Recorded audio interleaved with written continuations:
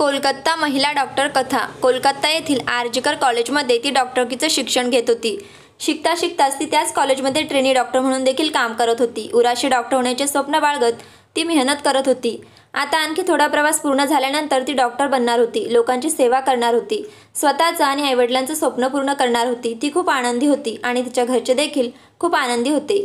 त्या दिवशी देखील नेहमीप्रमाणे ती आपल्या कामात व्यस्त होती। त्या दिवशी तिची नाईट शिफ्ट होती।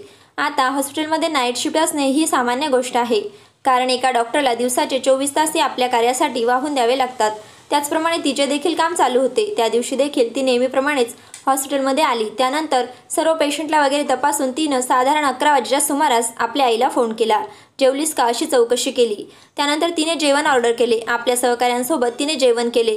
त्यानंतर तिने आपल्या सहकाऱ्यांसोबतच ऑलिम्पिकचा नीरज चोपडा यांचा भालाफेकीचा सामनाही पाहिला। त्यानंतर थोडा आराम करण्यासाठी आणि अभ्यास करण्यासाठी ती हॉस्पिटलमध्ये इमर्जन्सी बिल्डिंगमध्ये 3ऱ्या मजल्यावर असणाऱ्या सेमिनार हॉलमध्ये गेली। त्यानंतर मात्र तिला कोणीही पाहिले नाही। दुसऱ्या दिवशी सकाळी तिला बघून सगळ्यांनाच खूप मोठा धक्का बसला, कारण ती तिथे बेशुद्ध अवस्थेत आढळली। सगळ्यात महत्त्वाची गोष्ट म्हणजे तिच्या अंगावर एकही कपडा नव्हता। पूर्ण शरीरावर मोठमोठ्या जखमा होत्या आणि त्या जखमांमध्ये रक्त वाहत होतं। तिचा चष्मा फुटलेला होता, त्याच्या काचा तिच्या डोळ्यांमध्ये गेल्या होत्या। तिच्या अशा अवस्थेकडे बघून तिथं काम करणाऱ्या प्रत्येक कर्मचाऱ्यांना धक्का बसला। तिला घेऊन जाऊन तिच्यावर लगेच तातडीने उपचार करण्यात आले, पण त्यात तिचा मृत्यू झाला। एका डॉक्टरची अशी झालेली अवस्था पाहून प्रत्येकाने हळहळ व्यक्त केली। सगळ्या हॉस्पिटलमध्ये विद्यार्थ्यांनी यावर संताप व्यक्त केला। आता जर का सरकारी रुग्णालयात डॉक्टर सुरक्षित नसेल तर दुसऱ्या रुग्णालयाचे काय बोलावे। आता अनेक प्रश्न निर्माण झाले। इतकं मोठं प्रकरण हॉस्पिटलमध्ये झालं, त्यामुळे हॉस्पिटलची प्रतिष्ठा खराब होऊ नये म्हणून बरेच प्रयत्न करण्यात आले।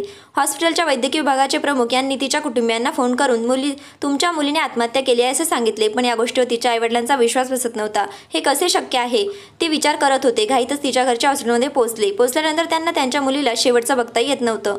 तिचे आईवडील तिला बघण्यासाठी डॉक्टरांची विनवणी करत होते, त्यांच्यासमोर रडत होते, पण तेथील लोकांना त्याचा काहीच फरक पडला नाही। ते सगळे फक्त ही गोष्ट लपवण्याच्या मागे लागून होते। बऱ्याच वेळानंतर तिच्या वडिलांना तिला पाहण्याची परवानगी देण्यात आली, पण जेव्हा त्यांनी आपल्या मुलीला पाहिले तेव्हा त्यांना संशय आला की माझ्या मुलीसोबत काहीतरी वेगळंच घडलेलं आहे। आपल्या मुलीला असं बघण्याचा तो क्षण कोणत्याही आईवडिलांच्या नशिबात येऊ नये। आपल्या मुलीला अशा अवस्थेत बघून त्या आईवडिलांचं काळीच हादरलं होतं। पण आपल्या मुलीसोबत हे वाईट कृत्य कोणी केलं, या नराधमाला पकडले पाहिजे, तिला न्याय मिळालाच हवा, हे त्यांनी ठरवलं। सगळ्यांनीच हल्लाबोल केल्यानंतर डॉक्टरांनी पोलिसांनी तिच्या केसची कसून चौकशी सुरू केली। हॉस्पिटलमध्ये CCTV कॅमेरे चेक केले, तेव्हा हॉस्पिटलचा एक कर्मचारी पहाटेच्या दरम्यान सेमिनार हॉलमध्ये गेल्याचं CCTV मध्ये दिसून आलं। तसाच हा कर्मचारी पुन्हा 40 मिनिटांनी परत घाईघाईत हॉस्पिटलमधून बाहेर पडल्याचेही दिसलं, पण त्या कर्मचाऱ्याचा चेहरा झाकलेला असल्यामुळे त्याची ओळख मात्र पटत नव्हती। त्यामुळे तो आरोपी नक्की कोण हे शोधण्याचं मोठं आव्हान पोलिसांच्या समोर आलं। पण त्या ठिकाणी त्यांना एक ब्लूटूथच्या वायरीचा तुकडा पडलेला सापडला। त्यावर शोध घेण्याचे ठरवले। तेव्हा कर्मचारी हॉलमध्ये गेला तेव्हा त्याच्या कानामध्ये हेडफोन होते।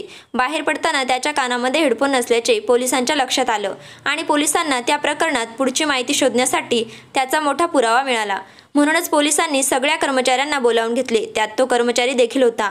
पोलिसांनी सगळ्यांचे फोन ताब्यात घेतले आणि आपल्याला सापडलेल्या ब्लूटूथचा तुकडा कोणत्या मोबाईलच्या फोनचा आहे हे बघू लागले। त्यातील एकाच्या फोनला तो ब्लूटूथ ऑटोमॅटिक कनेक्ट झाले। तो कर्मचारी म्हणजे संजय रॉय। फक्त याच कारणामुळे संशयित आरोपी म्हणून पोलिसांनी संजय रॉय कर्मचाऱ्याला अटक केली आणि त्यावर गुन्हा देखील दाखल करण्यात आला। आता त्या आरोपीने गुन्ह्याची कबुली दिली असून अनेक धक्कादायक खुलासे झाले। हा संजय रॉय हॉस्पिटलमध्ये मदतनीस म्हणून संजय रॉयची भरती झाली होती। तो रुग्णालयातील पोलीस चौकीत काम करत होता।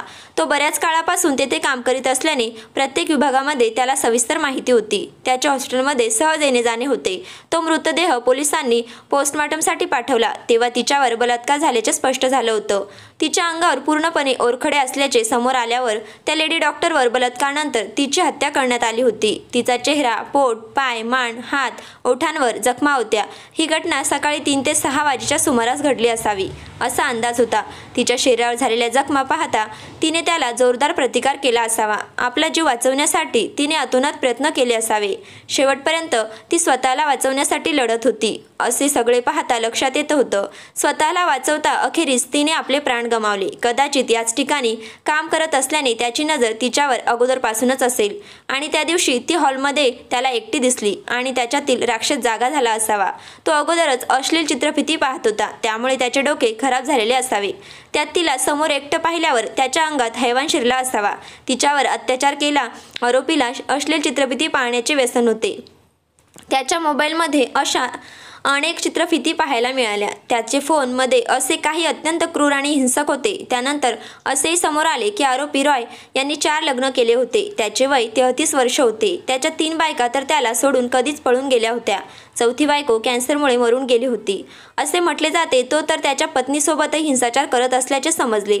मिळालेल्या माहितीनुसार त्याची पहिली पत्नी देहाला येथील होती तर दुसरी पत्नी पार्क सर्कसमधील होती. त्याने बराकपूर येथील एका मुलीशी 3रं लग्न केलं होतं, पण तेही फार काळ टिकलं नाही. त्यानंतर शहरातील अलीपूर भागातील एका मुलीशी त्याने लग्न केले. रॉयच्या घरातून मारहाणीचे नेहमी आवाज येत होते अशी माहिती त्याच्या शेजाऱ्यांनी सांगितली. अलीपूरमधील पेट्रोल पंपावर काम करणाऱ्या त्याच्या 4थ्या पत्नीनेही घरगुती हिंसाचाराची तक्रार दाखल केली होती. आरोपी संजय राय हा समाजकार्य करत असून त्याच हॉस्पिटलमध्ये नेहमी संचार असायचा. त्याचं या अगोदरचे रेकॉर्ड देखील काही चांगले नाही आणि तो अनेक महिलांना त्रास देत असे आणि धमक्याही देत असे. तो सहकर्मचारी महिलांना अनेकदा खूप त्रास देत होता, पण त्याच्यातील एकाही महिलेने त्याच्याविरुद्ध तक्रार केलेली असती तर असं भयानक कृत्य त्या महिला डॉक्टरसोबत झालं नसतं. असे नराधम महिलांसोबतच असे अत्याचार का करतात? मुलींनी जन्म घ्यावा की नाही हाच प्रश्न आता पडतो आहे. कारण असे वासनांधम नराधम त्यांच्यावर आसुसलेले असतात. त्या महिला डॉक्टरला न्याय मिळावा हीच आता सरकारकडे विनंती आहे आणि त्या नराधमाला फाशीची शिक्षा व्हायला हवी. खरं तर पोलिसांकडे सगळे पुरावे असतात, पण तरी देखील न्यायालयात सर्व कसून चौकशी केली जाते. अनेकदा सर्व काही पुरावे असून देखील लगेच फाशी दिली जात नाही. फाशीसाठी बऱ्याच वेळेची वाट बघितली जाते. कधी कधी तर आरोपी स्वतःचा गुन्हा कबूल करत असून देखील त्याला न्यायालयीन कोठडीमध्ये कठोर शिक्षा देत नाही. CBIकडे केस सोपवली जाते असे सांगतात.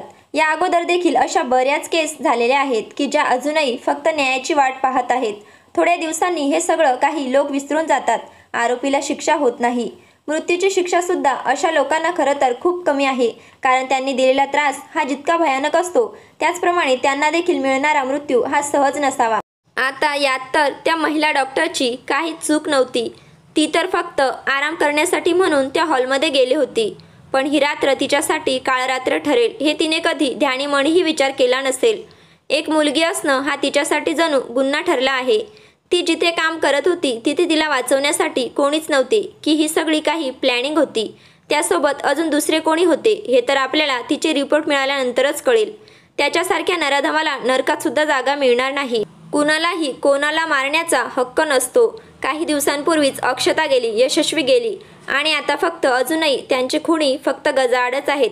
त्यांना फाशीची शिक्षा सुद्धा कमी आहे, पण अजून तीही मिळाली नाही आणि आता ही केस पण फाशीपर्यंत जाते की अशीच मागे पडते कुणास ठाऊक. पण प्रत्येकाने त्या महिला डॉक्टरच्या आईवडिलांना खंबीरपणे पाठिंबा दिला पाहिजे, कारण त्यातून तिला न्याय मिळू शकेल. आपला पाठिंबा देण्याने त्यांची मुलगी आपण त्यांना परत देऊ शकत नाही, पण असे प्रकरण पुन्हा होऊ नये यासाठी आपण प्रयत्न नक्कीच करू शकतो.